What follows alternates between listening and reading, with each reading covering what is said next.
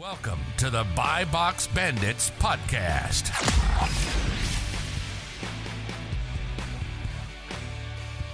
What's up, everyone? Welcome back to the Buy Box Bandits podcast, and Happy New Year. Happy 2025. We hope your Q4 2024 on Amazon went excellent. Today, we're going to be showing you guys the best way to get started selling on Amazon in 2025. So literally going through everything you guys need to go from complete beginner to making your first sales within a couple weeks here. We're going to be digging in on today's episode to how the business model actually works, how to get started, some personal anecdotal stuff we all did to find success quick, as well as, how much money you need, different software tools you need, everything like that. And there's no better man to join us today than Fields of Profit. So welcome to the show, Warner, as well. I think it's been about a year. I think you were with us. It's time for my annual appearance on the Buy Box Bandits. Miles, is this the third calendar year of Buy Box Bandits? Or this fourth? Is the fourth.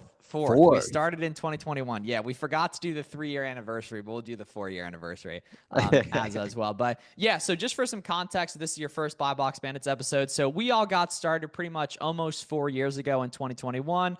We pretty much all made 6 figures profit that first year, and we did that working together, and we literally all just met on Instagram basically. But when you're getting into selling on Amazon, you hear about a lot of different business models, a lot of different budgets you need, et cetera, et cetera. What we're going to be talking about today is the online arbitrage model, which is by far the simplest and easiest way to make money selling on Amazon, because you don't need a bunch of money, right? Which you do for Amazon wholesale and Amazon private label, right? And you don't need to run any ads, create your own product, or buy stuff from China. All we talk about doing is finding discounted name brand products on big websites like Kohl's, Walmart, and Target that we can flip on Amazon for a profit. So let this be about your 30-minute or so guide to, getting into selling on Amazon in 2025. And you can do this part-time. You don't need to be full-time from the get-go. If you have a 9-to-5 or you're in school, now's a good time to start an online business. So Warner, where would be the starting point number one for people looking to get going with Amazon in 2025? Yeah, absolutely. Starting point is you need proof of concept as soon as possible, right? Like that's the big thing I always stress is if you've been deep down the podcast and YouTube binge, that kind of thing, and you kind of know all the basics, like you're not going to learn a whole lot more just by listening to another YouTube video, right? So if that's you, we're gonna a rare occurrence is stop listening and go buy some products, right? But we figure a lot of you guys are beginners, so priority number one is buy products, right? Whatever you can afford to lose in the early days, whether that's $25, $50, $1,000 on products. You just need that proof of concept as soon as possible. And the way you're gonna be able to do that, kind of the quickest way, is just like running out to a local retail store, and we'll get into all like the tactical stuff. Don't want to like overwhelm you from the get-go here, but local retail stores are full of stuff. If you want that hands-on experience, as far as product sourcing, you just need SellerAmp and Keepa. And then just try to get your eyes on products, right, as soon as possible. Out at the grocery store, you're like, man, I remember hearing that podcast. They were talking about selling on Amazon. Let me start scanning stuff, and this sells on Amazon. It's not quite profitable. Let me check the clearance, right? That's just a good way to get that hands-on experience. Or if you don't want to run out to the store, you can always look at the storefronts of people that are already successfully selling on Amazon. And it's gonna feel overwhelming at first, and we're gonna break down a lot of stuff that is gonna make it not feel so overwhelming. But priority number one, get SellerAmp, get Keepa, so you can actually find products, and then do it as soon as possible. Otherwise, it always becomes that thing that, I'll do tomorrow. I'll buy something tomorrow. And then, 3 months later down the line, you're like, I'll forget about it. I don't want to make money online. Well, yeah. I think people do misconstrue how long it takes to get traction and gain that proof of concept. Like you can go to a Nike outlet store, a Marshall's, Burlington Coat Factory, TJ Maxx, buy some products, and they could quite literally be sold that day or the next day. Right? List them FBA, list them in the store if you need to, right? But really what we're trying to do is just establish the entire visual cycle of the process. Buy something, list it, sell it, ship it, and see that money come back. Because a lot of times, and for a lot of people, from what we've seen, the light bulb really kind of illuminates after that first sale, right? Because then you see it, then you see the money come back, then you see, this is the process. How can I iterate? How can I improve? How can I replicate? What other products are available? How can I improve my profit margins? All those follow-up questions happen once you see that first proof of sale happen, right? And that's kind of a cool moment for a lot of people. Yeah, and the cool thing is, literally today, yellow tag clearance started at TJ Maxx. Someone mentioned it in our masterclass last night, and so I Googled it. I was like, holy crap, this is like a big thing. There's like a lot blog articles about it and everything. And then we've been doing some retail arbitrage ourselves, and at Marshall's there's a lot of red tag clearance too, and I assume that probably holds consistent for a lot of retailers throughout the years as well too, right? But to start off, right, why does sell on Amazon actually make sense, right? So most people don't know that over 60% of products sold on Amazon actually come from third-party sellers. So next time you buy something on Amazon, right, look and see who the seller is. It probably says shipped from Amazon and then sold by either Amazon or some random businessy name. That's going to be a third-party seller, and that's exactly what we do when we're selling on Amazon, right? So literally over 60% of products sold on Amazon come from everyday people like you and I, listening to this, right? And that shows there's clear opportunity, because you probably didn't know that. No one probably knows that, but you're in the right place if you're looking for a side hustle to get started with that stuff today, right? And that can be buying stuff online, like Warner mentioned, online arbitrage, buying stuff in store with retail arbitrage, and then there's some more complicated models that are a little bit more kind of hands-on and everything. But the first place you should get started is what products you have at home. We actually all got started selling a lot of inventory we got for free, which was used books. And then I sold textbooks on consignment, right? When you have SellerAmp, you can literally get a 2-week free trial of SellerAmp without even having an Amazon account and start scanning stuff around the house for $0 in the next 15 minutes, right? And then you start to get the gauge on stuff, right? And are you going to find a winning product, sitting in your house? Maybe not, but you have $0 cost of goods. Those can be your first couple listings, right? For no money, right? Because when you start an online business, you want to do it, as little risk as possible. Like Warner and I were talking yesterday how expensive it was to pay for a scanning app, or how expensive we thought it was to pay for a scanning app back in the day. And now, you build up over time. It was like $50. And once you bought that, you were in. Like you were committed. Facts, you were man. It felt like a Exactly, fortune dude. for all of us. Yeah. Yeah, bro, exactly. Wi-Fi, right? Yeah. Where he sent you a picture of the scanning app and you were like, oh, this dude's serious. He bought this scanner. 100%. Came on. Yeah, and that's the nice thing with SellerAmp these days is SellerAmp's $19 a month, and there's that 2-week free trial, right? So, we've established, okay, there's clearly a ton of opportunity to sell on Amazon, right? Then the easiest way is going to be RA and OA, right? Retail and online arbitrage, right? And you got to go ahead and get your Amazon seller account set up, right? So that is super easy. sellercentral.amazon.com. A lot of people think you need an LLC to get started. We're not lawyers. We have no idea your personal situation, but Amazon does not formally require an LLC right there. So go ahead and get that done ASAP. It does take a couple days to go ahead and verify that, right? But then once you got that seller account open, right, sure, you scan some products around the house, right? You might have some old used books that have value, right? But how do we actually tell what has demand? And as people are getting started looking for products, right, what does a good product actually look like? Let's break down those metrics, fellas. Yeah, just dig in like the initial thing, and we're talking about like making those very first sales. We kind of talked about stuff around the house. I can guarantee you have a book that's been collecting dust. So go list that on Amazon if you want to make a sale on Amazon for $0. That's what you're looking for. College, those college exactly. Worth way more than you think. Yeah. I sold some of my old Chinese textbooks as I graduated, so I could get rid of these, make some money on that. It quite literally be thousands of dollars in textbooks. Right. Yeah. My fourth ever sale on Amazon was an $80 textbook I got for free from a teacher I knew, because my parents were teachers and they were retiring, basically. Yeah, exactly. Yeah, so like basic stuff you want to look for in a product. Typically, sales rank and basically your profit metrics is kind of what you're looking for, right? So as far as if you're making those first sales in books, it's under like 1 million sales rank. So what you want to look for, basically every other category is under like 200,000, maybe 150,000 sales rank. And that's generally going to be equal to about 30 sales a month or more, basically. You can see all the stats when you're like scanning stuff with SellerAmp or looking at it on Google Chrome. You'll see how fast everything is selling. But basic stats, make sure it actually sells. So for me, it's 30 times a month, 30% ROI, and $3 profit. You can change that around to whatever is kind of worth it for you. Personally, I don't want to pick something up, put a sticker on it, put it down in a box to make 80 cents. If some people do, if the ROI is good enough for them, that kind of thing, right? So just kind of set those metrics, whatever makes sense for you.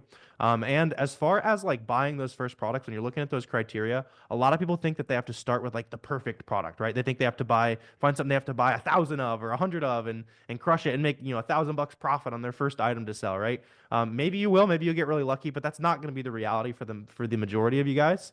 And even if you buy a product and it doesn't end up being quite as profitable as you had hoped, you're still making profit. You're still learning the business. You're understanding how next time, oh, I see what I made up. I messed up here. You know, the seller count was increasing, and you know they were warning me not to buy items like that, and I did it anyway. And now the profit's a little bit lower, right? And every single time you sell an item and source an item, the next one gets easier and it gets more likely to be profitable in the long run. Get more accurate. Yeah, and I think the big point that you mentioned was like to avoid that the analysis paralysis, right? In the beginning, you're going to be looking for that magic piece of the puzzle that fits right in, that has the perfect profit, that the keeper graph looks as stable as possible. But in reality, it could take you weeks to find that.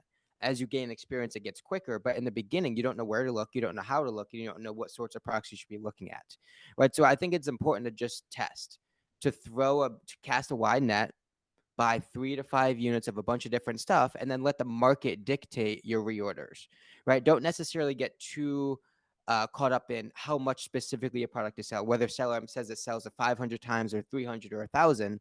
Don't necessarily worry about that particular number.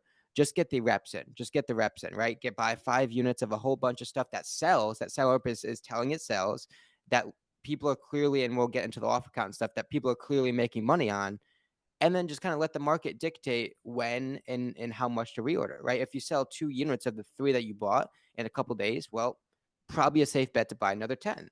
And then if you sell those 10 and then a couple days, right, buy maybe 50 or 20, right? And then just iterate in that fashion, as opposed to making a bunch of hypothetical judgments and buying 50 of something that you think will do really well. And now you've crippled your business for the first 2 months.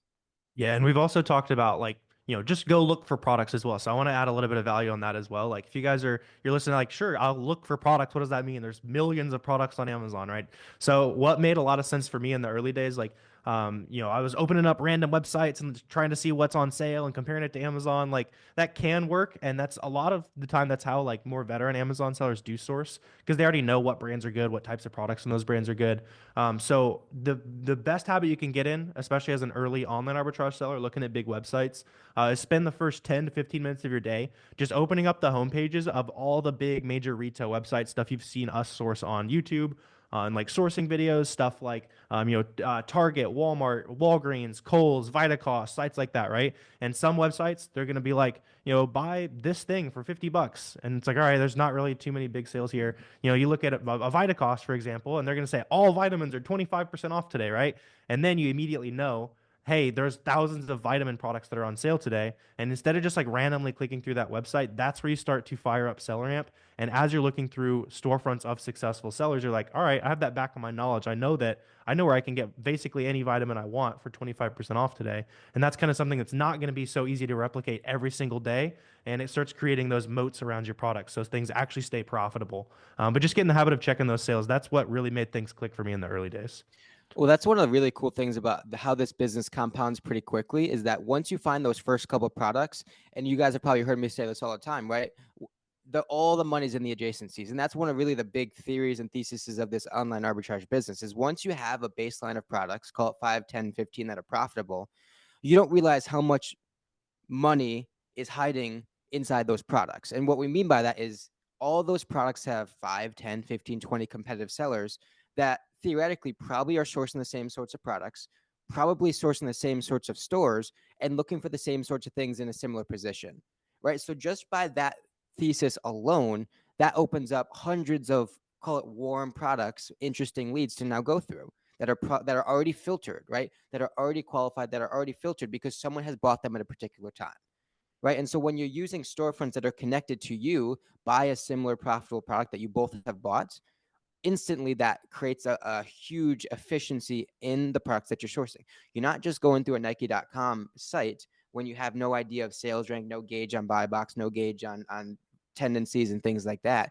You're using things that people that are similar to you have already bought, and using that to back your way into the final to the buy cost at the end of the day, right? And so using those sorts of things, using the brands you've already had success with, the products, additional variations, all those sorts of things just create a little bit of efficiencies. Again, once you have a baseline of 5, 10 of a subset of products that are already profitable.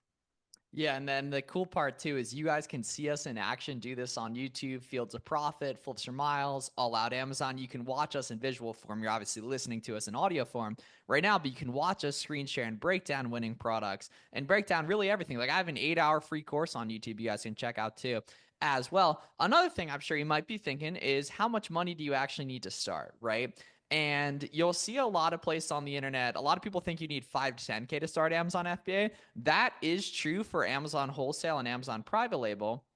But on the arbitrage side of things, really only need like 1 to 3K, right? A lot of people think you need a bunch of complicated and expensive software. The only software you need costs about $98 per month total, right? Seller Amp is $20 a month. That's going to be the scanning app you use in-store for retail arbitrage, as well as the Chrome extension you put in your Google Chrome that calculates the profit on every item, right? So that's going to show you how profitable an item is, if it sells quick via the sales rank and the estimated sales per month, and if you can go ahead and sell it, right? And then Keepa is going to show stock charts for Amazon products. Basically, that's just Chrome extension, right? What it's sold for over time, whether or not it's been profitable, because the worst thing in the world would be to find an item that's profitable today but hasn't been profitable over time and not checking it on Keepa, and then it returns to that low price of where it was, right? And then for the listing and shipping side of things, you need Boxum, which is $50 a month, right? Warner's got this sweatshirt on as well, which is going to help you list your products on Amazon, ship your products to Amazon FBA, and manage your business too. With that, what do you guys think for inventory budget?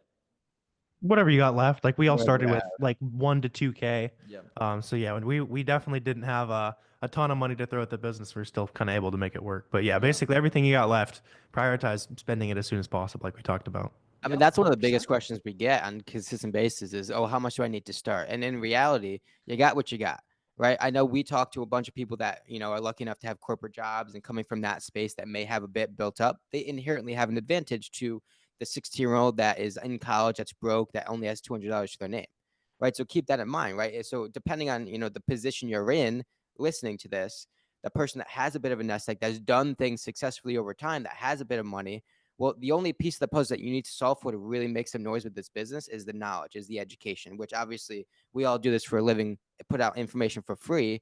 That piece is easy to solve for. The money is a little bit harder. And naturally, the younger person listening to this was not as much to their name, take a bit longer to get started, but there's no, obviously we all did that back in the day. Yeah, too. And as well, right? The cool thing is you can get a lot of free shipping supplies literally just for free from the USPS website, a lot of boxes. They're not helpful for every order, but they are helpful for some, right? And then you can get your shipping labels for free from UPS too, right? Boxes, just get them from Walmart, both for merchant fulfilled orders where you ship directly to the customer individually, right? And FBA where you ship products off in bulk to Amazon. And then you can get your F and SKU labels, which is if you just search like Amazon FBA SKU labels, those will pop up, right? For FBA, it's only needed for FBA. And then poly bags and poly mailers, you can get on Amazon too. Clear poly bags with a suffocation warning for FBA, and then gray or black or a neutral color poly mailers for your FBM orders that go into poly mailer as well. And then what else? We got free Chrome extensions, right? For coupons and cash back, right? Those are all free. My favorites, Coupon Birds, Coopert is fire as well. Rakuten for cash back, right? Those are all free. And I'm not going to lie, that's pretty much it that you need to go ahead and get going with this stuff, honestly, right? It's like 1 to 3K, right? We have twirls on all this stuff that go into that. So now here's, a lot of the Amazon seller forums, a lot of chatter online. Okay, ungating. What is it, right? How do we get around it? Right? And is there anything I can sell from the get-go without needing to ungate, right? Because that's a popular topic for beginners. Yeah, for sure. I mean, I see a lot of new sellers like they'll submit that first ungate, it doesn't work. It's like, oh, this stuff doesn't work. Everybody online that's reselling name brands is lying or something like that, right? Like, just keep in mind that there's thousands of Amazon sellers that are selling these big name brands. If you look at brands like Goodfellow, which is a brand you can buy at Target, there would be no way that these people would be able to sell those brands because the only place that sells them is Target, which means that Target invoices work, right? So as far as ungating, typically, like how it works in my business is we'll just buy something that's profitable. And if we are gated in it, we'll just use that invoice to get ungated in that brand, right? The things that are generally going to work best are websites that kind of nicely list out a lot of the information on that invoice. So For some reason, something like Walmart doesn't tend to work super well. Stuff like Target does because it lists your billing address, right? So if you don't know like which stores might be a little bit better, that's why you want to be in the community, be in free groups, ask people super simple question. We've all been in that position, so don't feel like you're a dummy for asking questions about that kind of stuff, right? But just know that have the confidence to get that invoice, submit it to Amazon. Make sure you follow all their requirements. So you're buying 10 units, you're shipping it to the address on your seller account, all that good stuff. And then typically, if you can, try to buy like directly from the brand's website. So, for example, if you want to sell like Nautica branded items, the Nautica website has a lot of great sales. There's a lot of great profitable products there. You might as well just use a profitable product to get ungated. And like Miles was talking about, there's lots of stuff that is already auto ungated for you as a new seller too. So sometimes you might have to get like the overall category ungated or anything like that. But there's lots of brands that are, stuff like 32 Degrees and Stafford and J. Crew, Athletic Works. And then you can look at the SellerAmp storefront of people who sell those brands, and they're going to have other auto ungated brands, right? So once you kind of have those couple starting points, now you have a lot of things you can plug into your Amazon seller account and kind of see what might be kind of automatically unlocked for you. Start by selling that stuff. Use those invoices for profitable items that you already got, and you can get the ball rolling while you're doing the ungating process for some of those harder to get brands. In terms of starting points, though, for the early on OA seller, I mean, you hit on the head. Like those brands that you can directly and uniquely map back to a store is a goldmine because, like, for example, Target owns tens of brands, right? Good and Gather for the grocery stuff. You mentioned a couple others. Walmart, Great Value, Members Mark, Wait, Sam's Club, Spring Kirkland Valley. Signature, Yeah. Costco. Right? Walmart has a ton of them. Target has a ton of them. Vitacost goes to Vitacost. Walgreens has their own brand. If you start with just those brands where you know you're buying it from a specific place, you know no one else is getting them from any other wholesale, that's most of the equation, right? And we'll let Miles get into his soliloquy about adjusting price and manufacturing your margin in that capacity. But like half of the battle is just knowing where other people are getting it and then just kind of figuring out that last piece of the puzzle, which is buy cost. Man, got the flashback to like 7th grade English too. Soliloquy. I don't even know what that means. But it's some type of like poem or excerpt. No, a monologue, I think, is the word I was Oh, going well, for. I mean, Monologue. yeah, for sure, right? As well, too, right? So, yeah, like, ungating is basically, or gating is just Amazon protecting from fake products being sold on their platform. So, a lot of big brands, you have to prove the stuff you're buying is legit. Like Warner mentioned, you could just use those order confirmation emails from big retail websites. Go ahead and get approved. Just has to be 10 plus of an item and 1 plus invoice. So, theoretically, you could do 10 invoices of 1 or 1 invoice of 10. 2 invoices of 5 plus, et cetera, et cetera. Just has to combine to 10 plus throughout them, right? So like, yeah, the cool thing is the brand website's going to work for that. Big retailers going to work for those too. Don't see those as an issue. You are going to get declined a couple times. That's completely normal. Keep submitting, right? And, we do live streams all the time too. We have a free Facebook group, free Discord group. They're both called the Amazon Launchpad. You can ask your questions in too as well, right? So now that you guys know about ungating, right, now it's time to get out there and start scanning stuff. For retail arbitrage, it's going to be hitting up your local stores, scanning the name brand stuff. For online arbitrage, it's going to be learning the basics of SellerAmp and Keepa just from YouTube videos, right? And then starting out doing storefront stalking, right? So we went through what a good product looks like, right? Under 200K BSR, 30% ROI, $3 plus profit per unit. What are some red flags of products that we want to go ahead and avoid? So what are some traits of products you definitely want to avoid too? Because it's obviously helpful to find the winners, but what does a bad item look like? Yeah, I mean, there's a couple like major red flags you can think of. Like the account risk kind of ones are things like if it says that the brand is generic or it's got some like random storefront's name as the brand on that listing. Usually it means that somebody who wasn't allowed to made that listing, and technically it's like copyright infringement, or Amazon can remove that listing, come after your seller account for that. So just make sure that the brand always says the correct thing. And for Also, context, that's going to be right under the yeah. product title. It's going to be Yeah, in and it'll blue. say generic Yeah, 9 times out of 10 on SellAmp as well too. So yeah, it's 100% a very good point. Yeah. Yeah, other things to look out for, like if the brand themselves already sell it, typically they are kind of policing that listing. They don't want to share sales with a bunch of resellers. Like if you made your own brand, you'd want to do the same thing. There's plenty of other products you can sell. You'll see that like the brand name on the Amazon listing matches one of the offers, like storefront names on SellerAmp. Check for things that are consistent as well. That's the really big thing. Is just make sure anything you're buying is super consistent. So you can check like the 90-day average price on SellerAmp. And so like today it might be a 35% ROI, but maybe at the average price, it's a negative 10% ROI. So it's kind of like inflated more than normal, right? Typically I like to look for at least like a 25, 30% ROI on the average price, even if it's a lot higher today, just so I know that I've got that safety net a little bit. And I'm sure Garrett, what are a couple more you can think of? Yeah, the brand is huge. IP complaints are another risky one, right? That's something where I tell people, man, like, yeah, it's profitable, but your account is worth way more than a couple $100 that you're going to make on this product, right? And so IP complaints is similar to what the brand is kind of policing their listing, but it's you look at the historical listing and there's 20 offers and that shoots down to 2 or 30 offers and it shoots down to 3, right? Anytime you see that like significant vertical drop off in offer count, that's something to be alarmed on. That's something to be to avoid 100%.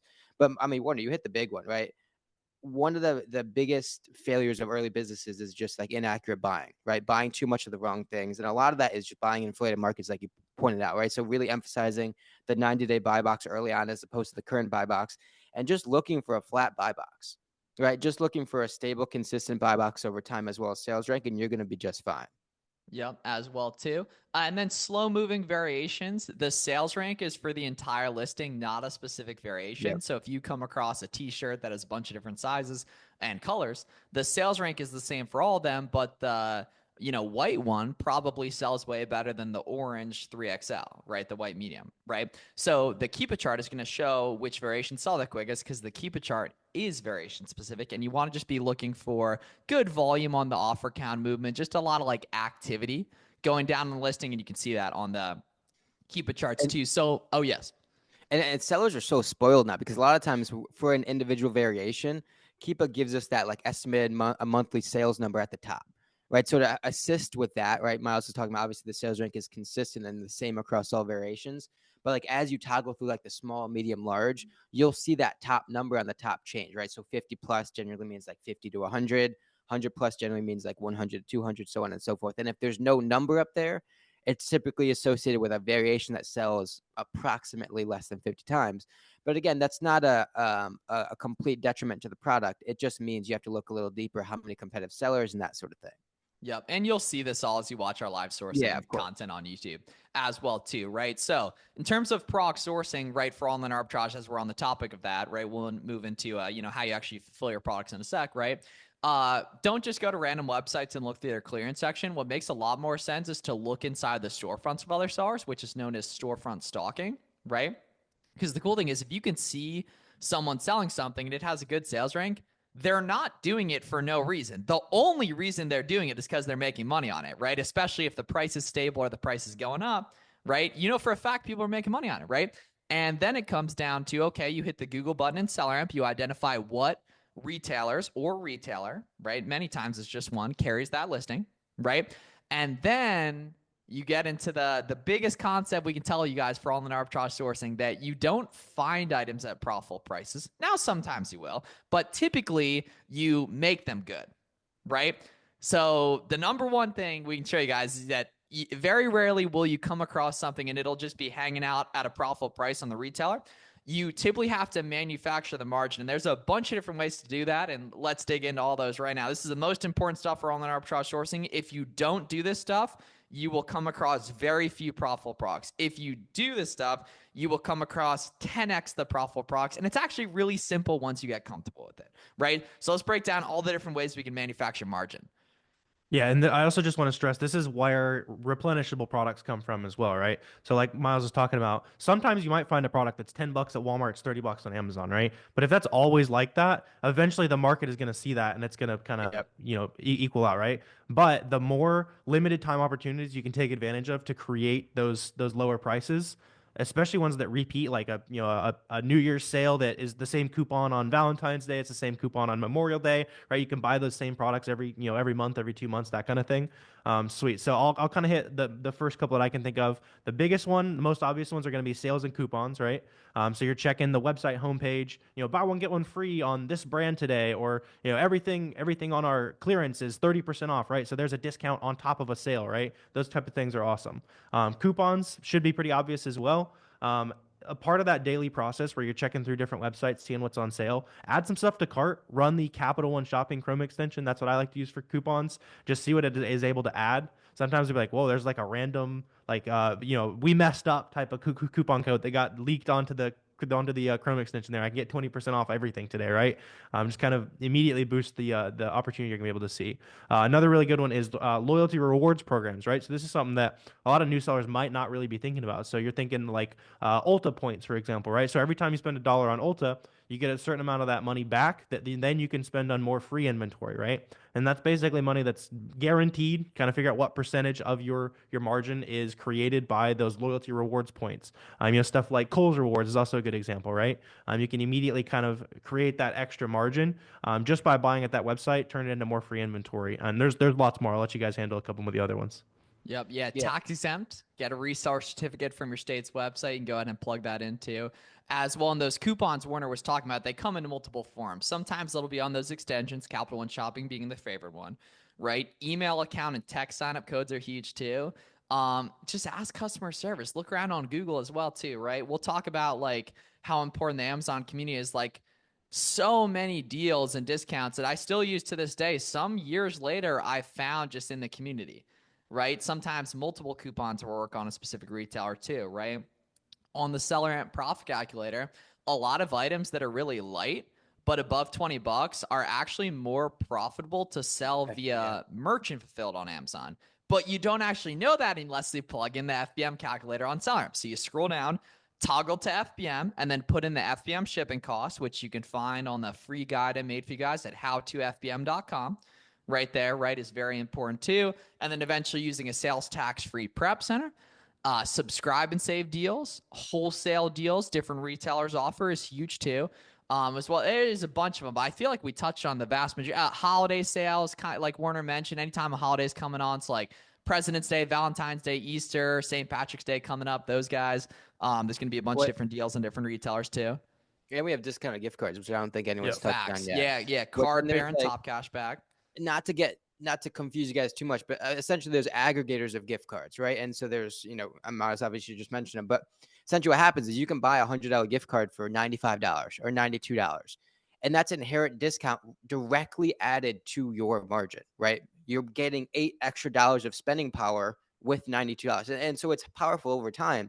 If you can start to loop those gift cards and buy a $500 gift card, right? Buy a $1,000 gift card. That's actual margin to your product. You're buying things for cheaper than you otherwise would have. And so that's just another way. And really, ultimately, what this comes down to is just thinking of all these different ways as a toolbox, right? Because as your process of, product analysis goes, you qualify based on velocity, right? And you qualify based on any of those account health issues that we already mentioned. And then there gets to a point where you realize the product is good, but you have to make the price work, right? Everything else checks out. It's stable price. The velocity works.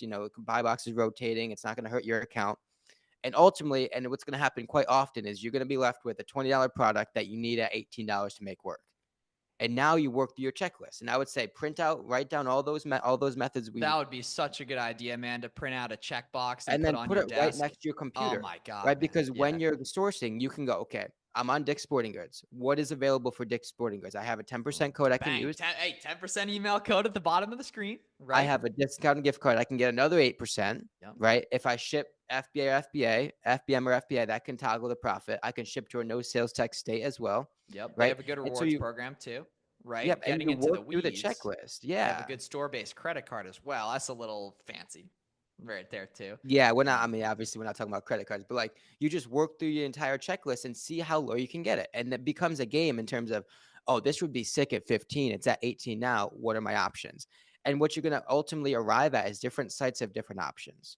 Dick's Sporting Goods have different options to make something cheaper as opposed to Rack Room, as opposed to Nike.com, as opposed to Under Armour and Adidas, right? Every site, every store is going to have a different methodology.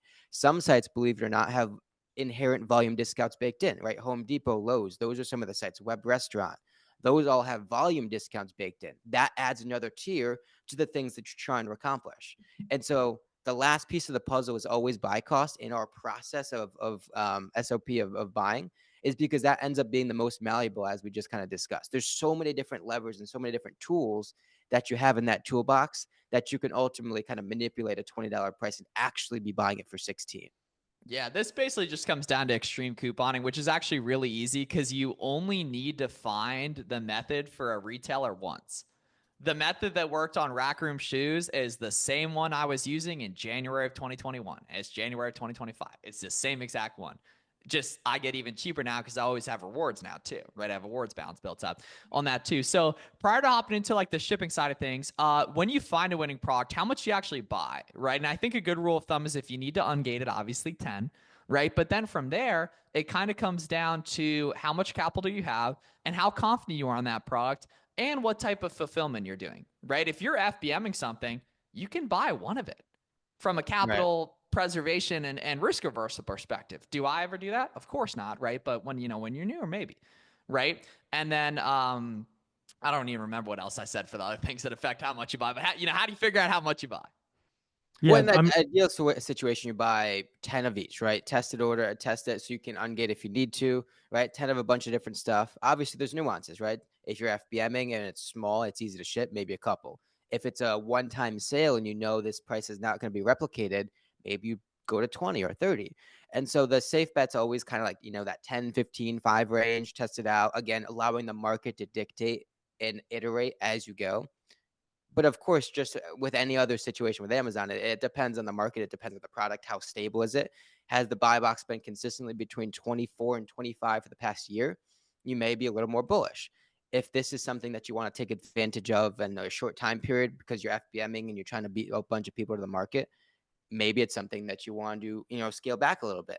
Is it a Nike sale that's going to thousands of Amazon sellers that is going to be pretty saturated pretty quick? Again, maybe you scale back a little bit.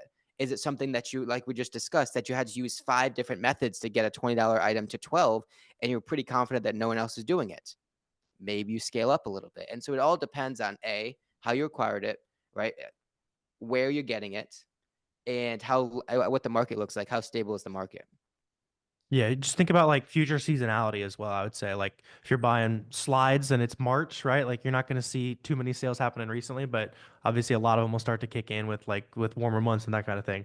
And the big thing is you want to get to a point in your business where, 75, 80, 85% of the products you're buying are ending up profitable. And the biggest regret you're having on most of your products is, man, I wish I would have bought more of this, right? Right. That's not going to be your biggest regret in the early days. It's going to be, oh, okay, I see this beginner mistake here. I'm breaking even on this product now. I learned for the future, right? But as you've sourced more and more, you're going to get used to that. And the biggest thing that takes people from $10,000, $20,000 months to $100,000 months and beyond is the confidence to skip that test buy. And a lot of times that confidence is basically only built by looking at enough listings, test ordering enough listings, seeing how fast things really sell. And there's a lot of kind of granular data you can get into, but the biggest thing is just kind of getting that experience. And once you have that confidence and you're consistently winning, that's where you just start skipping those test buys, going crazy on stuff that, like Garrett was saying, like if it involved a bunch of different layers of discount, you go crazy on it, right? Because you've had that experience on what stays profitable, what doesn't stay profitable, and that's how you really scale to those awesome months. Yep. And if I can 100%. convince you guys just getting started to do one thing, it's screenshot the Keepa chart when you buy something and store it in a Google Sheet, right? Screenshot your Keepa chart, what you're looking at, write a 2-3 sentence blurb justifying why you bought it to allow yourself to now reference back in 2-3 months, right? Because every product is going to be a learning opportunity if you allow it to do so, right? If you take a screenshot, write 2-3 sentences of why you bought it, any hesitations, any risks, what you anticipate to happen. Because what the cool thing is, in 3 months, you can compare the future Keepa chart to what you saw at the time, go through your justification of why you bought it the first time, and now compare notes. You see the live scenario, you see what it was, you see what you were thinking about in the past, and now you can compare the deltas of what actually happened to what you forecasted and learn from it. And that's how you're really going to improve. You do that for a month across every buy, 2 months across every buy, your business is going to be unrecognizable from where it started. Yep. And then kind of shifting to the back end side of things, right? So when you actually list products on Amazon and the shipment process, that's a little confusing the first time you do it. That's why we made Boxum to make it easy for you guys. So if you want to do listing and shipping the easy way from the get-go, there's 2 weeks free of Boxum on our website, boxum.com. Boxum helps you list products for FBA, list products for FBM, and actually do the FBA shipment process as well, right? So how you actually go ahead and tell Amazon, okay, I have this many of XYZ product, then you get the FNSKU labels from there, then you get the shipping labels from there, so on and so forth, basically. But we'll start out the listing process and shipping process, just watch YouTube videos on it. But in terms of actually breaking down the different fulfillment types, what are the pros and cons of FBA and FBM specifically? Yeah, so like FBM, if you guys are brand new, you're shipping direct to customer. FBA, you ship to Amazon, they ship to your customer for you, right? So if you're hearing that, obviously FBM is more work, but it's also faster profit, right? Because like if you're looking for stuff in store, you bought it, it shows up at the doorstep. You can list it FBM and you can make sales in the next 15 minutes if it's like a fast selling item, right? So you're able to kind of I actually have quickly. to work to make money. That's Oh, how that uh-oh, works. uh-oh. It's not passive. I know. Making money online is not I hate to passive, see Garrett. Is it. that what you're Yeah, telling me? you Is that what really you're telling hate me? to see it. Yeah, so take advantage of the FBM in the early days. Typically, you're going to make a little bit slower sales with FBM as well. As kind of the other trade-off is Amazon wants to trust FBA sellers more because then they have Amazon's customer service and typically faster overall shipping speed. So it's a better service for the customer typically. You can see if the item you want to source is FBM buy box friendly on SellerAmp. You'll just look at the buy box stats. It'll say FBM or FBA. And if you are new and you want to get that proof of concept, then it's kind of a no-brainer to FBM those items. And then as it starts to sell, kind of go deeper and restock more and more. Or a really smart thing you guys can do is when you're buying that item, buy, if you're buying 10, 20 of them, right? List 4 or 5 of them FBM, send the rest to Amazon FBA so that while it's checking in at Amazon FBA, you're still making some FBM sales. And so you're kind of maximizing how fast you can make sales while still taking advantage of letting Amazon do some of the work and getting generally more sales through FBA. Yep. Yeah, 100%. So that's nice. You get comfortable with that over time too in terms of the different fulfillment methods. To summarize, mainly FBM at the start, then quickly over to FBA, mainly FBA long term, but a lot of FBM during the best times of the year, during back to school season and during Q4, and seasonally as different products pop off. Valentine's Day products during Valentine's Day or before, Easter products leading up to Easter, so on and so forth, right, as well. And then in terms of actually knowing your numbers and everything, we have a ton of great Boxum analytics features on the way too, so Boxum going to help you guys with that as well. And at this point, you guys are 40 minutes into a podcast about starting an Amazon business in 2025. You're clearly very serious about this stuff. And what we learned over our process of each of us making 6 figures profit our first year doing OA, right, is what actually creates results in this business is making items good, manufacturing the margins, because that's a real bottleneck, and then setting yourself up to where it's fun to sell on Amazon. And the way you do that is you meet cool people, right? So we all met on Instagram almost 4 years ago, and we just started getting on Zoom all the time, sourcing the same products, talking through these different things together. And you're probably thinking to yourself, wouldn't that saturate the market?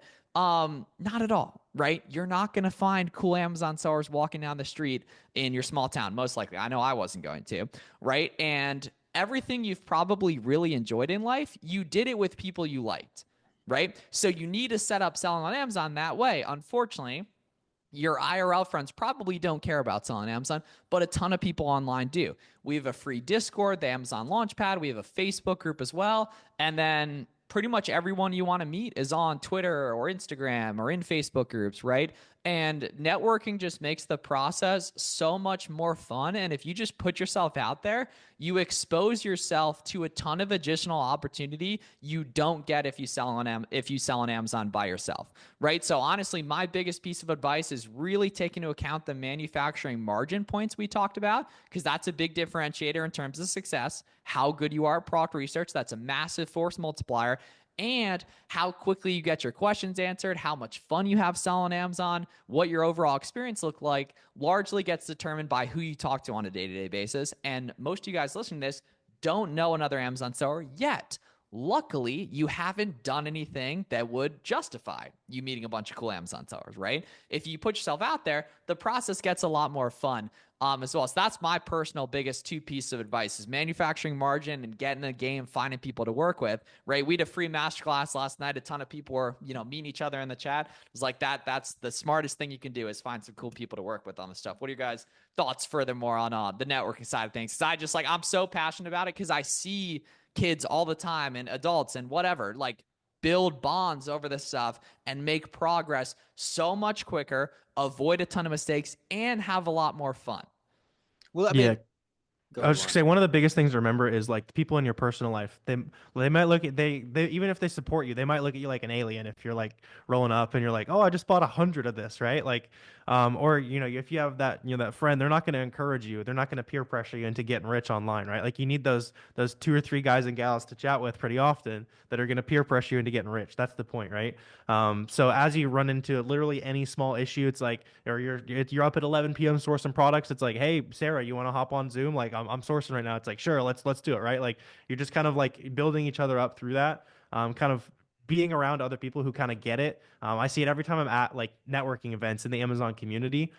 There's people who have never been around other Amazon sellers before, and you can see the light bulb. It's like, oh, okay, I see it. Like, that guy's making a bunch of money. She did like $1 million last month. Like all these crazy stats you're seeing, and it's like, okay, maybe I'm not the crazy one, right? Like I got to do something a little bit out of the box to like to have an out of the box income and out of the box lifestyle, right? So like that's the big thing is just remember like you gotta make yourself a little bit uncomfortable before you get a lot more comfortable with income and all that.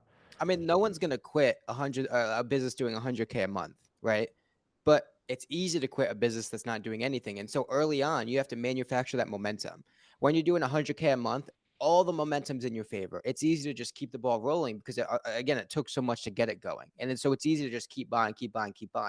And so in the beginning, the people around you, your team in place, essentially is artificial momentum, right? Other people are buying, other people are seeing sales. Even if you're not, you see it around you, and that momentum is building regardless of whether it's inherent to you or not, right? And so the 2-3 people that are online sourcing gets you on sourcing. That's momentum, right? The person that just got their first FBM sale, that's momentum, right? The 2 people that are taking advantage of a Nike sale, that's momentum. All those things contribute to a growing early on business that's gaining momentum. That's going to be harder to quit down the line. And really, that's the goal. Yep, 100%. And so now you've made it pretty far into this podcast, right? Action steps to actually get started today, right? Amazon seller account open, Seller Amp free trial, keep a subscription for online arbitrage, right?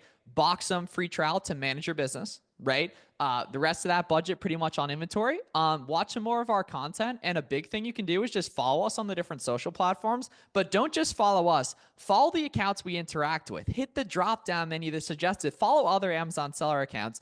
And that's going to just introduce you to the community and help you find a lot of different perspectives. And all of that costs no money too, as well, right? We have free courses online. If you search like Flips for Miles 8-hour, Flips for Miles free course on YouTube. We have a fully updated 2025 free course dropped like 2 weeks ago. You guys can check out.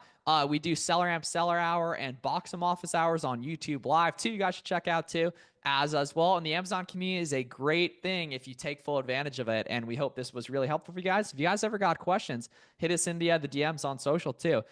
Where can people follow you fellas on socials as well? Absolutely, yeah. All platforms you can check out Fields of Profit. I got literally over 1,000 videos on YouTube you can watch, learn from, and then just shoot me a message on Instagram or anything like that. If you have any quick questions, always happy to help. Yeah, same thing. All Amazon, all platforms. Happy to help.